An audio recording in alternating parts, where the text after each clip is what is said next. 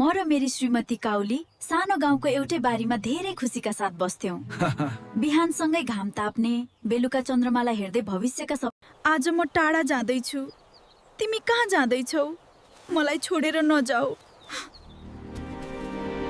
सानो सानो कुरामा हाँसो, माया र रमाइला पलहरू हुन्थे। तर गरिबी र परिस्थितिले मलाई आलुलाई विदेश जान बाध्य बनायो। तिमी बिना म कसरी बस्नु? चिन्ता नगर, म सधैँ तिम्रो साथमा छु। म तिम्रो आँसु पुछ्दैछु। मेरा आफ्नै आँसु रोकिएका छैनन्। गाडी आयो, म जाँदैछु। छिट्टै फर्केर आउनु है, म दिन गनेर बस्नेछु। जाऊ न, नजानुहोस् मलाई छोडेर। म फर्किएर आउनेछु, तिमीलाई कहिले बिर्सने छैन। मलाई थाहा छ तपाईँ कहिले फर्कनुहुन्न छ। म तिमीलाई अब फेरि कहिले देख्न सक्दिन। म फर्कनेछु प्रिय, पर्खिँदै गर्नु। म तिमीलाई धेरै सम्झन्छु।